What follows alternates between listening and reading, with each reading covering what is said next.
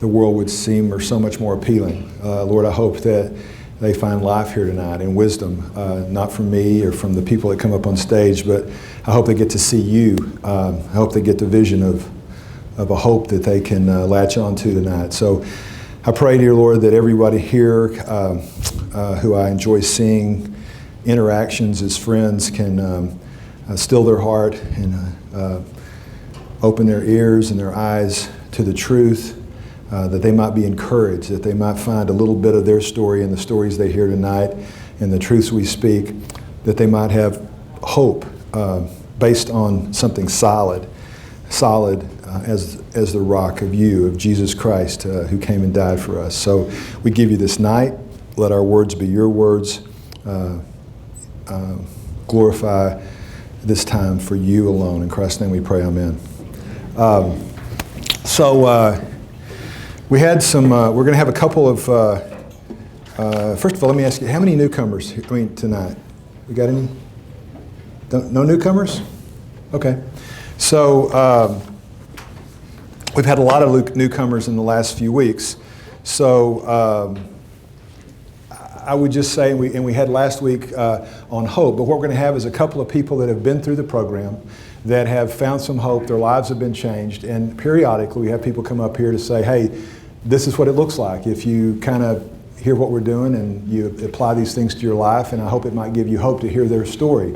You might find some courage that, hey, they did some things that you're on the brink of doing, or whatever. But before we do that, I wanted to give an intro I'm in the middle of going through this book, Tim Keller, Encounters with Jesus. I would tell you it's a good book by Keller, but there is not a bad book by Keller that I've seen. So I was going over this morning. I had no intro. I wasn't planning on this, but I thought it tied in so well. We went over this chapter this morning with my community group guys. And I'm just going to read you a couple of excerpts, one to close the night, one to open, and maybe one to wrap up with tonight. But the point of tonight is kind of refocus. This discussion this morning with my community group guys kind of focused me, and we talked about it in leaders meeting, and that was, and I've had we've had a discussion with some people who are really struggling this week. They're in the midst of a crisis, so we've met with them offline, and this comes up so often in your closed groups and whatever. And the truth is we try to say, I'm just hurting so badly. I just need some relief right now, right? I mean, can you get that? I mean, that where do I start? I know this is a 20-week process, but where do I find this this hope? And it comes back to defining maybe what abundant life is. How do I send? I was meeting with a really great guy yesterday who was really hurting at the end. He said, it just hurts. And so I wanted, how do I leave here? How do I just want to quit. I just want to quit and run away. And he had real pain. And so how would I leave him? How would I leave you? How would your closed group leaders say, I got a picture of what it might look like. I give me something to shoot for. How do we give you some hope? And I'm hoping we find that tonight. So this book talks about encounters with Jesus. And it talks about the different encounters that we have with Jesus in the Gospels, and primarily John. And this is about the wedding feast. And he starts talking about how Keller starts talking about how, why would you have as your first coming out sign, as your first miracle, you want to tell people that you are God, and why did you come here? What are you all about? Have you ever thought about why Jesus' first miracle would be to keep a party going? Right? He brought out the wine. It was coming to a halt. And basically, let me just read you what Keller says, and then we'll bring some people up, and then we'll have you think about it. So I want you to process this thought as we go through tonight. There was kind of a master of ceremonies at this wedding, okay? And the wedding goes on for a week, at least, in that time, because there was a coming of age of the groom, coming of age of the bride, and if you ran out of wine, it was the ultimate social disaster. The party was over if you didn't have any more wine. It was done. So Jesus saved the day, and he chose that to be his first miracle. So basically there was a master of ceremonies, but he says this master of ceremonies, this starter of the party, it was his job to make the party great. And when Jesus turns water into wine and saves the day, do you see what Jesus is saying? He's saying, as it were, I'm the true master of the banquet. I'm the Lord of the feast. Wait, someone says. I thought he came to humble himself, to lose his glory, then to be rejected, and to go to the cross. Of course, that's right, but in a way, Jesus is putting even that terrible loss and pain into context. Yes, he is saying, I'm going to suffer. Yes, there's going to be self-denial. Yes, there's going to be sacrifice. For me first, and then my followers as well. But it's all a means to an end, and that end is festival joy. It's all in order to bring about resurrection and the new heavens and the new earth. That's what this meant. The end of all evil and death and tears. You know all those legends about the forest running with wine and dancing and music. That's nothing compared to the eternal feast that's coming at the end of history. And those who believe in me will have within them a stream of that joy, a foretaste of that joy now. A taste that will be profoundly consoling and refreshing in the hardest and driest of times. The living water. That ultimately is what I have come to bring. That's why this is my first sign. You get that? That he came to say, I want you to not forget about the feast at the end. It's important to me. And we forget about that, don't we? Keller goes on to say, indeed, the Bible often uses sensory language to talk about God's salvation and even God himself. He talks about Psalms 34, and David says in 34, he says, taste and see that the Lord is good. And Keller says, but don't they already know that the Lord's good? Yeah, they do. But when David invites them to taste, he wants them to go beyond mental assent to a proposition, however true it may be. He says in essence, quote, of course you know that the Lord is good. David's saying, but I want you to taste it. And tonight, I hope that you get you get to see what it looks like when you taste it, when you know the Lord is good. It's not just mentally knowing, having information, but it's transformation. It's actually, it's hard to describe. I mean, it's hard to describe to me. We were talking about it in leaders meeting, and we're stumbling still. We're going to bring it up and debrief. But the point is how do you tell somebody that it's worth it? How do you tell somebody what abundant joy is and that it's better than anything you have on earth? And I think David got it. He said, I want you to taste it. Come and see and taste it. And he said, Jesus may have been thinking about that at this moment.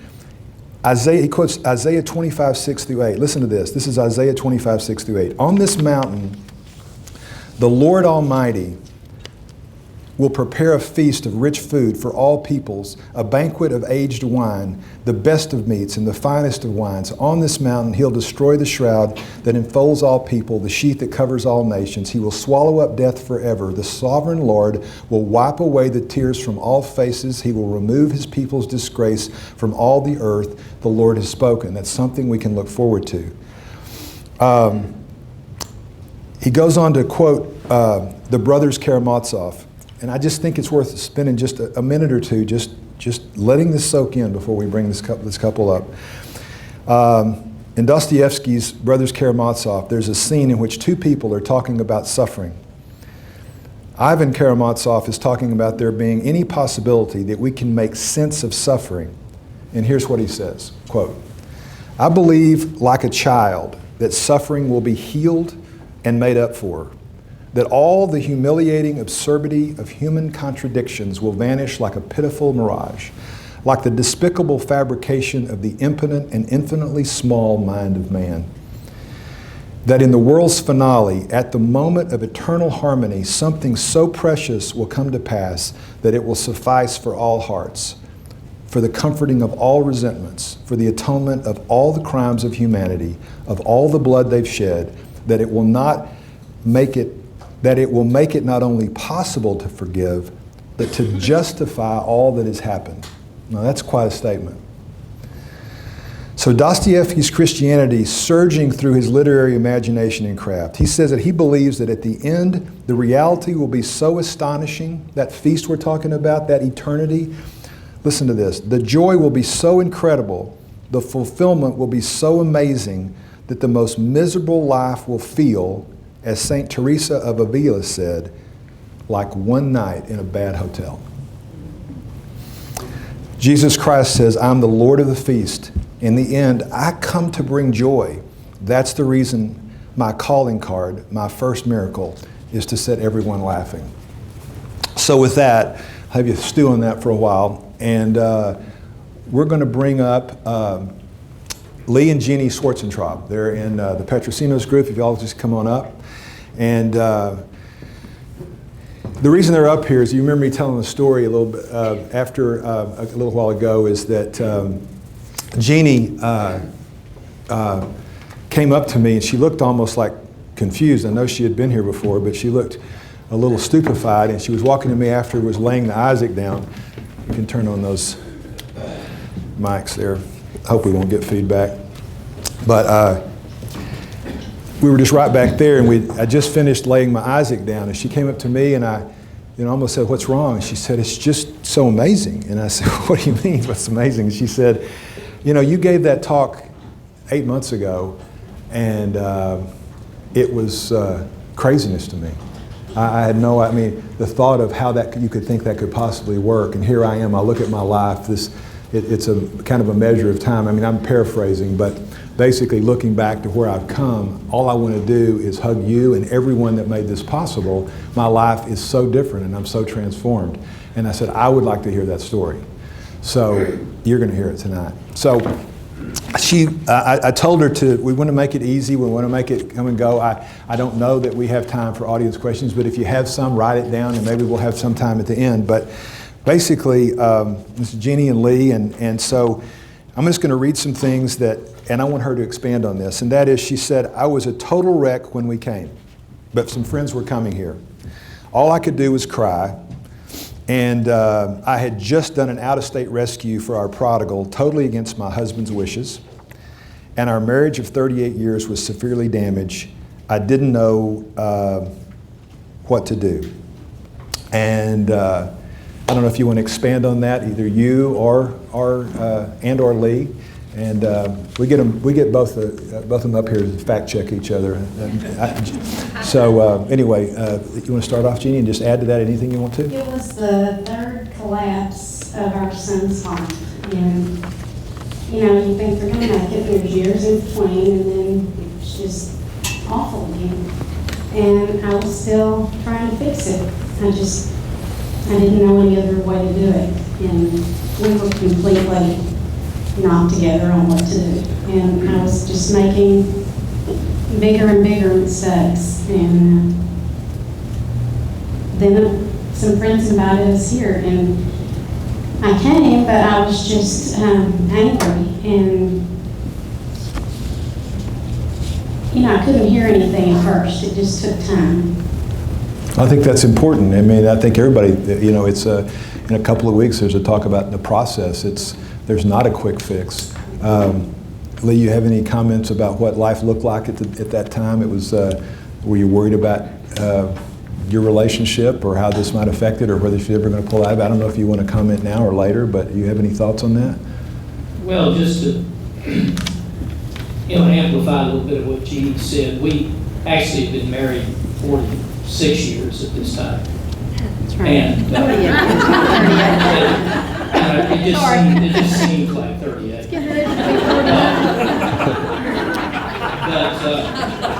Fact checking. When we got married, one of the things that we had promised each other, that divorce would never be an option, because we were both born again believers. We had so many struggles with our son over the 38 years of his life, beginning almost when he came out of the womb, that it had gotten to the point And as Jeannie said, when she did the out-of-state rescue, it was the straw that really broke my camel's back. And I wasn't gonna divorce her, but I was thinking really seriously of leaving because I couldn't handle it anymore. I had done everything that I could do. I had prayed with her. We had gone through everything that you can imagine. And it just wasn't working. And from my perspective, it wasn't working because Jeannie kept enabling him. And we would have these agreements, we would sign statements, we would do everything, but yet she would always enable him. And this trip to Oklahoma, I finally, in desperation, pulled out the big guns and said, Jeannie, I'm asking you as the spiritual leader of this house. I am claiming what the Bible says, that you are to be subject to me, and I am telling you not to go to Oklahoma because she was putting herself in peril. Our son was with a bunch of meth heads. She was going to go to the house. I mean, I was fearful for her safety, and she did it anyway. And it was just more than my pride, I guess, could take. And also, I kept shaking my head as the spiritual leader. I mean, I'm not the best husband, but I tried. And she just threw this in my face. And it was, I felt that I couldn't take it anymore. All right, thanks for that honesty. This next part made me chuckle a little bit. In the way you wrote it, I love the way people write things. You get a sense of what comes off the page. He says, I listened, and I remember every time you talk, I cried through it. I was very unsure in the group time as how these people thought this would work. And I was still angry. I love that, right? And I was still angry. And so I did my 5 required steps. I like she put that word required steps in there. And advanced to closed group, and I thought, who are these people? But I was able to gradually see that I was angry at myself, but I wasn't sure why. And then she comments to say it was safe and caring, and she said her closed group leaders were fierce, but full of compassion. I love that. And because we've always wanted Prodigal to be safe, but not comfortable, to try to push it. And so if you want to, what I'd love to do, I think people here would love to know, how were your eyes opened and how did that happen? Because they all want the same thing. I think that there'll be a lot of people here that associate with your struggles and thinking I was crazy and your closed group leader was crazy. I can't tell you how many people have come to me and said, I'm glad I didn't leave, when I thought you were nuts and uncaring and you kept saying it was about me. So anyway, anyone? Well, it was just different. We've been in counseling since our son was 5. He was diagnosed at that time with Tourette's, and because of all the extenuating circumstances of him dealing with that and ADD and all, I had just made him my own and thought it wasn't fair for his life to be like it was and that I could fix it. And I don't know, the group, they ask questions in a different way that really made you think, why do I think if I do this that it's going to work? And you just eventually, they would dig down deep and they wouldn't let you out until you, gave an answer or felt like you could see where they were leading with it. And to get us together was really a challenge because we were just hurting so badly. And we weren't able to connect until they just really helped us see how becoming one on how we were going to deal with this was the only way it would work. And that was relief for me, really. It was relief for me because I was really sure that I had all the answers, even though they never worked. So Lee, you might, from your perspective, you were closer than anybody else. When did you first start seeing a change that you thought there might be some hope and that things were turning around potentially. I know you were always skeptical probably for a while, but can you give your comments on that? Yeah, when I came to Prodigal, my prodigal was Jeannie. Her prodigal was our son Ryan. And I really felt that, and was hoping and praying, that through Prodigal, Jeannie and I could get on the same page, and that page would be my page. And you'll hear throughout about it's critical, and it is, that both the mother and the father are on the same page. But it needs to be God's page. It doesn't need to be one of the parents' page. And one thing that Prodigal did for me is it made me examine myself, because I was contributing to the problem because of the fact that I wanted and expected Jeannie to be on my page, because I really thought I had it together, that my way of approaching it was correct, whereas in reality, I had to change and agree to be on God's page in order to give Jeannie the comfort and the permission to make the dramatic changes that she needed to make. I had to move more toward compassion as she was moving more toward discernment. And as I started realizing that Jeannie had a lot of valuable impact and input into our son's life, when I started listening to her, really listening to her, and trying to discern where she was coming from, then it enabled us to meet more in the middle. And as a result, our plan, through God's grace and up to this point, really seems to be working, because for the first time in our son's life, he realizes that his mother and I are on the same page, that we're really going to be united in what we do with him and for him. Okay, so there's about maybe 3 or 4 sermons in there somewhere. So, but the point I want to just re-emphasize for a second that jumped out to me is the importance of community. And community is not a holy huddle where we pat you on the back. We want to do that. I think you felt like you were loved and understood, but it was safe. But she said the leaders were fierce. The people dug deep and wouldn't let me out, and they didn't say this is the way to do it. They just asked questions. How do you think this is going to change? They asked those continued questions. That's what we're trying to do. And it wasn't because they were judgmental. They had been there probably and wanted you to have the freedom that they had and whatever. The other thing that's in here that's so hard for people to do, right? I mean, they both drew a circle around themselves and began to work to getting to God's page. If both couples will work toward getting to God's page, you'll be on the same page eventually. And I loved what you said there about being on my page. So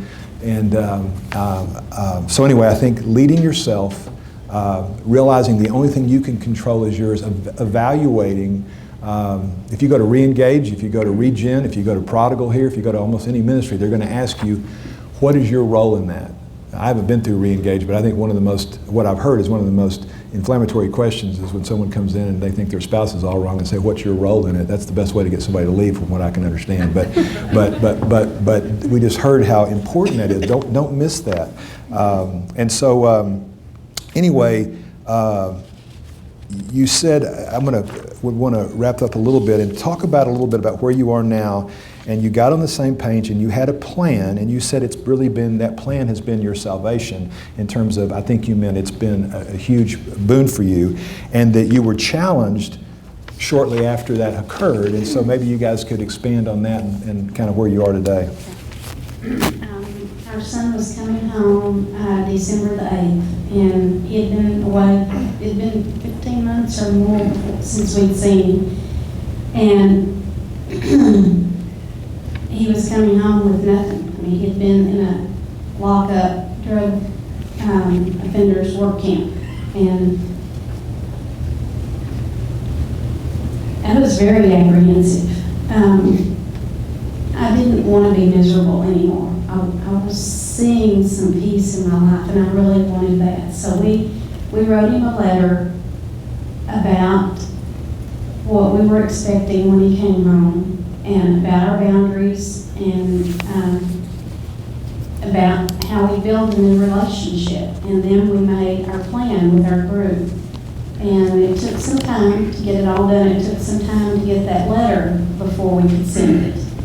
But he's a reader, and I figured seeing it and reading it would be beneficial to him. And so immediately when he came home, and one of the things we had put as a boundary was that he was not going to stay with us or live with us, even while he was getting on his feet, that we saw that as a real red flag to building our new relationship. Because then if something happened in the home and we had to ask him to leave or enforce leaving, then we'd already damaged the new relationship, and we just decided that wasn't going to be an option. So right off the get-go at our first meeting, he had been to the place where he was going to get a room for 30 days, and they did background checks, and they wouldn't even rent to him. And he was desperate, and we were at a restaurant. We didn't even meet at our house the first time, and I was just destroyed that we couldn't help him. I wanted to cave, I'll have to be honest. But we didn't. And God stepped in and took care of things, and I just was overwhelmed with the peace that God handled this. Not me, not us. And he knew what was best, and it was best for us to stand firm. We've had to do it a couple of other times since. He has 2 precious children, and they come to our house where he sees them there, and he wanted to question some of the setup for that. And again, we stood firm, and it's just been amazing to see that work. And to tell you something funny, when we take his phone calls now, we take them on a speakerphone together. And he said, "Mom, am I ever going to get to talk to you by myself?" Because he knows he can manipulate me when I'm still weak. And so I have to be careful. I don't want to make the same mistakes again. So that's kind of where we are now. And he's doing really pretty well. Lee, any comments on that? Well, the only thing I can say is, again, what God has laid upon my heart, what Prodigal has done for me is I changed. I don't lay down rules and regulations for Jeannie anymore. When something comes up, we talk about it as equals, and we come up with a solution that fits within the confines of our boundaries and present it as a united front, instead of me saying, this is how we're going to do it, because we agreed upon it. And sometimes it's not exactly the way I would like to do it, but as Jeannie has expressed to you, through God's intervention, it really works out much better than it would have had we done it my way. So I just want to, as we close, I just want to ask you a couple of questions. I think I know the answer to this, but I want to make sure we emphasize that. You've been coming how long for Prodigal? 8 months, a year? Yeah, this is our third time through. Okay, so series. that's going to be close. That's going to be close to a year and a half or something like that. Okay, yeah, I was going to say about a year and a half. So it takes a while. It takes a while for those out there. And where would you say? What do you say? How would you comment on your relationship with Christ then and now, personally, individually? You've already told me that, I don't want anybody to miss, your marriage is radically different. Right. I mean, what you just got through saying is just incredible, right? And that was something you never had really, you were trying to find some peace in the midst of your chaos when you came in desperation, but you got your marriage. Now, what about your individual walk with Christ? I have to be really honest, I was very angry at God when I came, because this had turned into a disaster again in Ron's life. And because we couldn't even communicate, I was sneaking around doing this behind Lee's back, thinking I could fix things. And I've always loved the Lord and been close to the Lord, and always wanted to be a sweet aroma to Him. And I was just an awful stink at that time. And I haven't had peace like this in a long, long time.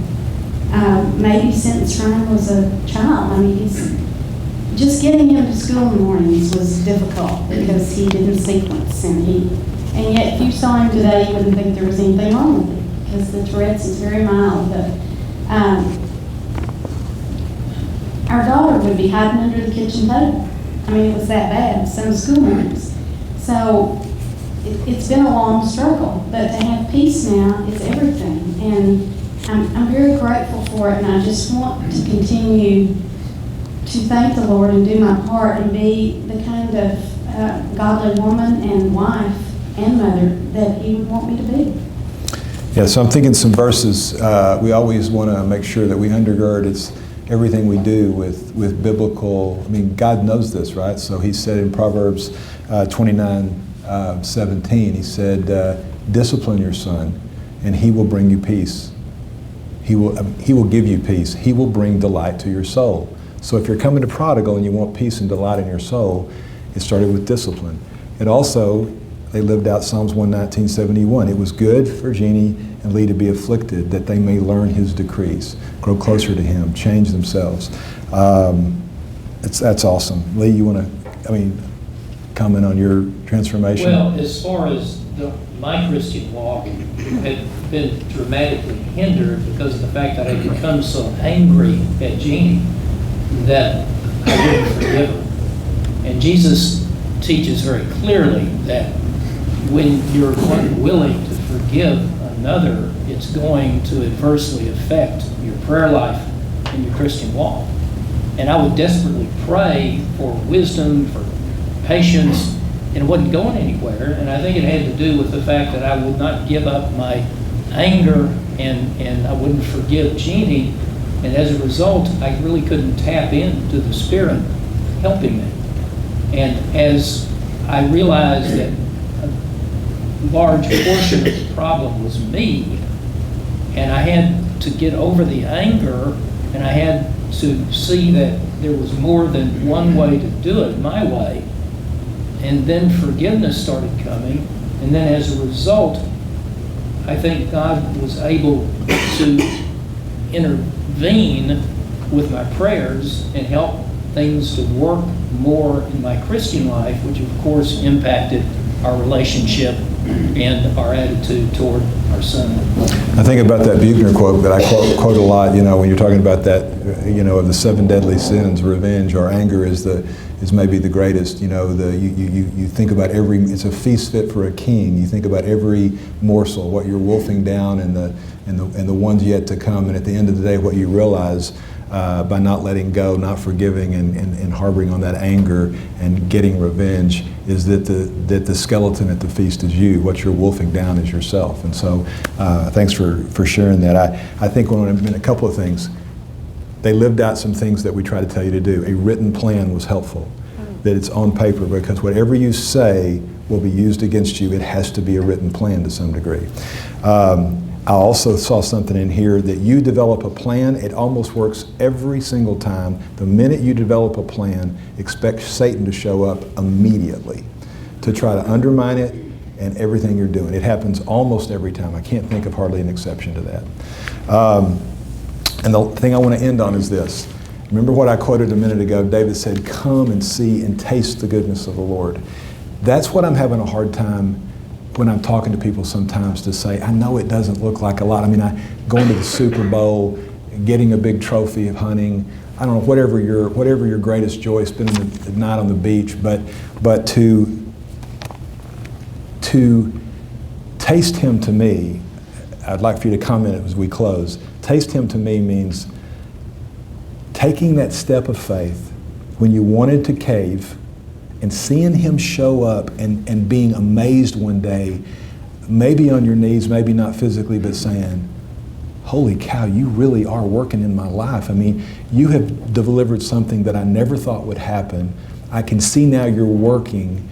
It feels good to be obedient. You can almost hear Him in that moment, well done. Not to say you're perfect or any of us are, but does that make sense? That you tasted Him for a moment. That's what David wanted us to do, that it's real and that can never be taken away. It's a trophy that never tarnishes, right? So I don't want to put words in your mouth, but that's how it is to me when I step out in faith. Well, I really realized that my anger was making it impossible to move forward, and I was like, God, why don't you help him? And I realized it's because I was in the way. And you know, Ryan is so capable of running his life, and he's doing it. And I made sure he understood I didn't really have a life. My life was completely entwined in what, if it was 20 phone calls a day from him, working through something, I took them. But he's perfectly able in running his life. And I told him, I'm going to have a life and you're going to have a life. And, you know, I'm going to walk with the Lord. And I'm hoping he does too. He doesn't always have the attitude we want. But I think it's been a huge impact for him to see us honor God in our marriage and in our personal walk, and things I say to him about why I'm making that decision. For instance, he said, oh, I know the people in your group are telling you to do that, so I understand it. I said, no, and that was about him not spending the night when his kids were over. I said, again, it's to protect our brand new relationship and not leave something open. If you don't want to get up and we want you to get up and we get in a conflict over nothing that escalates, and then we've ruined the new relationship. And it's just not what God would want us to do. I'm just able to bring God into it because God has fixed it, and I'm very grateful to him. Thank you. Let's give him a hand. Thank you. Appreciate it so much. Thanks.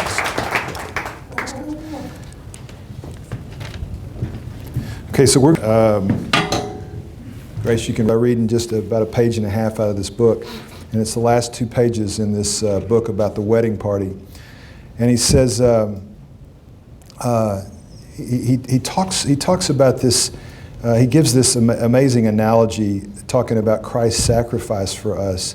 And let's see if I can find it. He said, he talked about, oh, here he is. He says, think about in terms of your own experience of forgiveness. In other words, do you find a problem that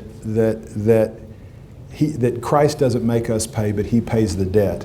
And I think we get our arms around it, but I think it's worth just closing on just thinking about that a little bit more about what he's done for us. He says, think about it in terms of your own experience of forgiveness. If someone knocks over your lamp and breaks it and says, I'm sorry, let me repay you, let me replace it, now you have a choice in how to respond. You can say, yes, thank you. You can make her pay, or you can say, no, don't mention it, and forgive her. But even if you forgive her, you're not finished. Either you have to replace the lamp or go without a lamp. In other words, either that person pays or you pay. The debt doesn't vanish. Someone has to pay. So fast forward, and it says, there's no more moving narrative than someone willingly giving up something vitally important for the betterment of someone else, like Jesus did for us. There's no more heart-melting there's no more heart-melting joy than to know that someone has sacrificed for you. In A Tale of Two Cities, Sidney Carton and Charles Darnay love the same woman, but she marries Charles, and by the end of the book, Charles is arrested and put in a dungeon. He's set to be executed the next day. He has a wife and a child and is going to die within 24 hours. Sidney, who looks just enough like Charles to pass, sneaks into prison and knocks out his former rival. He has friends take him to safety, and he puts on the other man's clothes and stays there to die in his place. Later, we are introduced to a waifish seamstress, also a prisoner, who's on her way to the guillotine, and she walks up to the man she thinks is Charles and asks him to comfort her until she realizes it's not Charles. Her eyes get really big and she whispers, "Are you dying for him?" And hushing her, he says, "And also for his wife and child." Then, having asked him earlier to comfort her, she begs again, "Oh, will you let me hold your hand, brave stranger?" She is warmed against the chill and steeled against death by the mere idea of his substitutionary sacrifice. And it wasn't even for her. How would you be transformed if you came to believe that Jesus Christ did that for you personally? That's what Jesus came to bring for everyone. And that's how he came to bring it, through a substitutionary sacrifice. Not just to free you from guilt, but eventually to fall into his arms at the end of time to be his spouse so that he could love you and perfect you. Stay with me and see if you can taste this. He goes on to say, let me offer a couple of practical thoughts. First, every time God chooses a metaphor to help us see him better, it shows us how he sees us. If he is like our bridegroom, then if you give yourself to Jesus in faith, it means that he must really delight in us. Every time God chooses an image for himself, he is saying something about us. Do you know what the bride looks like to the bridegroom as she walks down the aisle? She wears the most beautiful garments and jewels, and when he lays his eyes on her, he's absolutely delighted in her. I think some of us don't feel like Jesus is delighted in us, right? But he wants to marry us. An eternal relationship. He goes on to say, and he wants to give her the world. How dare Jesus Christ use a metaphor like this, evoking this powerful human experience? Could it be that he loves us like that? That he delights in you like that? Yes, he does. How different your life would be if you lived in a moment-by-moment existential awareness of that. That would be tasting it, in my opinion. And I think that you saw a glimpse of that tonight. He says, years ago, I heard Edmund Clowney preach a sermon on this text, and he was reflecting on the fact that in the midst of all the joy at that wedding feast, right, when others were drinking wine, Jesus had filled those ceremonial that were the old law, saying it's passed away, and I'm filling that with my blood. I'm filling that with the new covenant. That was the metaphor. And when Jesus was in a sense tasting the bitterness of the death that lay before him in the middle of that feast, but we don't have to do that. As Clowney put it, Jesus sat amidst all the joy of the wedding feast, sipping the coming sorrow, so that today, you and I, who believe in him, can sit amongst all the world's sorrow, sipping the coming joy. Dear Lord, I thank you for this night. I pray that we could get a taste of who you are. That we could, in the midst of our sorrow, realize that it's a fleeting wisp of time. That we're here to serve you. And if we can persevere, if we can do the right thing, if we can be obedient, we can rest in you, knowing you love us and you know what we're going through, and then we can look forward to the feast that you have set before us in eternity. I can't make people know that. I can just try to describe the taste that I've tasted of you in my knuckleheaded enabling, in my days of wandering, and in my days of sin, and there's no greater joy. So I pray once again that you would open the eyes of everyone here and their ears so that they might taste you and deepen their relationship. In Christ's name we pray, amen. And go to closed group. We got a little time left here.